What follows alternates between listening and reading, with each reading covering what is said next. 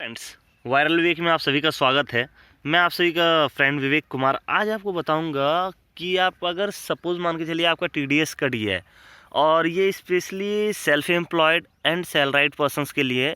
और सबसे ज़्यादा अगर मैं स्पेशलाइजेशन इसमें करना चाहूँ तो ये जो भी सैलराइड एम्प्लॉयज़ हैं उनको तो मस्ट ये वीडियो देखना ही चाहिए। रीज़न क्या होता है कि कई बार उनके ऑफिस में जो एचआर होते हैं वो उनसे डॉक्यूमेंट मांगते रहते हैं कि आप अपना डॉक्यूमेंट सबमिट कीजिए टैक्स क्लियरेंस के लिए। बट किसी कारण से वो टैक्स का डॉक्यूमेंट सबमिट नहीं कर पाते हैं एंड उस वजह से उनका टीडीएस जो है सैलरी से कट जाता है। अब मान के चलिए जिनकी सैलरी 3 लाख 4 लाख रुपए का पैकेज है ईयरली, तो उनको तो कोई प्रॉब्लम नहीं है। बट जिनका 8 लाख 10 लाख 12 लाख 15 लाख रुपए है उनके लिए वहाँ प्रॉब्लम हो जाती है, क्योंकि उनका जो टैक्स अमाउंट जो डिडक्ट होता है वो बल्क रूप में डिडक्ट हो जाता है। ठीक है, सपोज़ मान के चलिए अगर आपका पैकेज 8 लाख रुपए का भी है तो 8 लाख रुपए के ऑलमोस्ट आपका 50,000 to 60,000 रुपीज़ टैक्स डिडक्ट हो जाता है। अब ये 50,000 to 60,000 जो है एक बिल्कुल सिमिलर टू आपका 1 मंथ का सैलरी होता है। अगर ये आपका डिडक्ट हो जाए तो डेफिनेटली आपको भी लगेगा कि अरे ये क्या हो गया, इतना मोटा अमाउंट मेरा डिडक्ट हो गया, ये तो मेरा 1 मंथ के सैलरी का इक्विवेलेंट है। तो उस सिचुएशन में क्या है कि अगर आप डॉक्यूमेंट सबमिट नहीं कर पाते हैं तो आप इसे रिटर्न फाइल कर सकते हैं। और रिटर्न फाइल करने का जो पूरा प्रोसेस है वो तो मैं आपको आगे के वीडियो में दिखाऊंगा।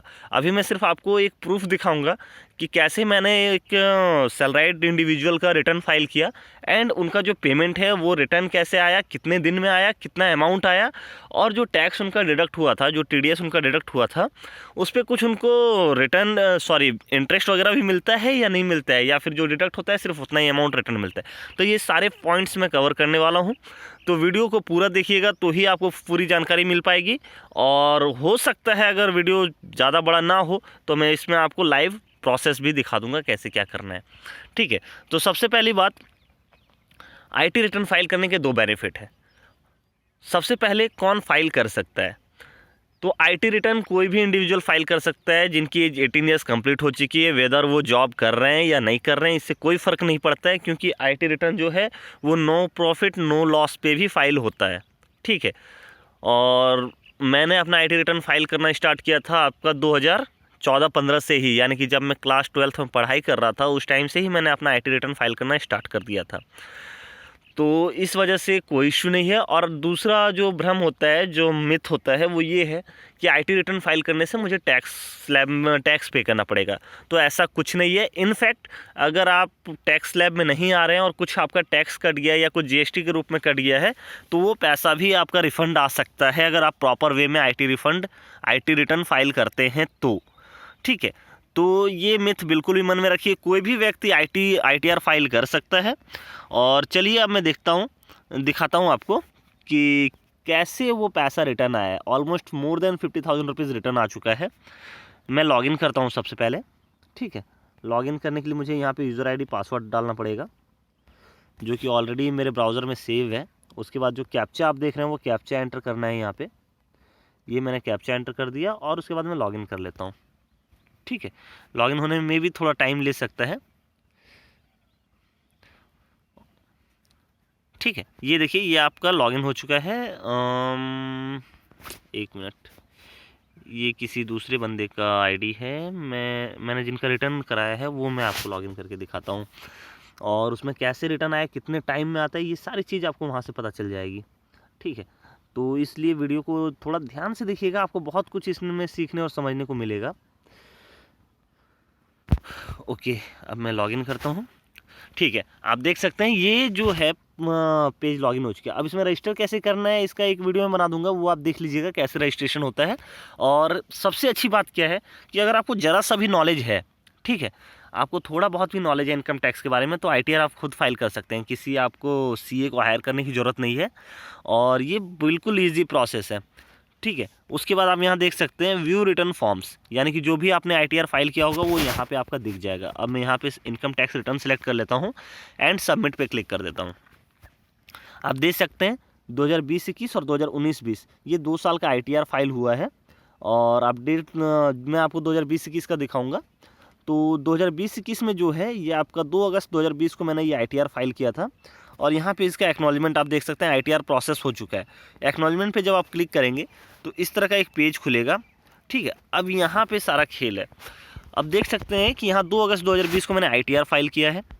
2 अगस्त 2020 को ही मैंने E-वेरीफाई भी कर दिया था। E-वेरीफाई करने का बड़ा ईजी प्रोसेस है। E-वेरीफाई करने के लिए आप 3 ऑप्शन से E-वेरीफाई कर सकते हैं। पहला तो आधार OTP के थ्रू, दूसरा अगर आपके पास बैंक अकाउंट वैलिडेटेड है तो उसके थ्रू आप ITR को वेरीफाई कर सकते हैं। उसके बाद आप देख सकते हैं 29/11/2020 यानी ठीक लगभग 3 महीने के बाद return processing is in progress दिखा दिया, यानी कि ये जो IT रिटर्न मैंने फाइल किया था उसका प्रोसेस जो था वो प्रोग्रेस में था, वो स्टेटस यहाँ दिखा रहा है। उसके बाद 5 दिसंबर 2020 को देख सकते हैं, यानी कि 29/11 के ठीक 1 महीने के बाद, आई थिंक 1 महीना भी नहीं लगा है, 29/11 2 दिन और इधर आपका 5 दिन यानी 7 दिन के बाद, यानी टोटल जो टाइम लगा ITR का पैसा वापस आने में वो अराउंड 4 महीने का टाइम लगा। मतलब आप रफली 4 महीना कैलकुलेट कर सकते हैं। तो यहाँ पे आप देख सकते हैं पूरा डिटेल है कि डेट ऑफ ऑर्डर क्या था 5 दिसंबर 2020, डेट ऑफ SMS 20 दिसंबर 2020 यानी जो SMS भेजा गया था इंडिया एम्प्लॉय को, डेट ऑफ ईमेल 20 दिसंबर 2020, कौन सी ईमेल पे भेजा गया था वो चीज़ है। अब यहाँ देख सकते हैं रिफंड अमाउंट स्प्लिट अप करके लिखा हुआ है, जिसमें जो सैलराइड इंडिविजुअल थे उनका प्रिंसिपल अमाउंट जो डिडक्ट हुआ था वो आपका 48,326 रुपीज़ TDS डिडक्ट हुआ था।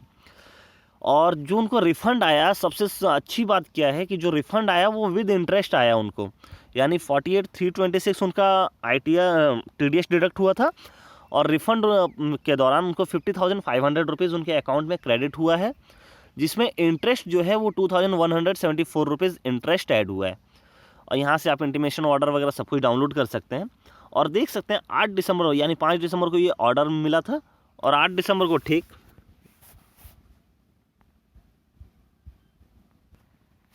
ओके फ्रेंड्स, तो आपने ये सारी चीज़ें देख ली और देख सकते हैं 8 दिसंबर को उनका ECS के माध्यम से उनका जो पेमेंट होता है, जो भी TDS रिफंड था विद इंटरेस्ट, वो उनके अकाउंट में ट्रांसफ़र कर दिया गया है।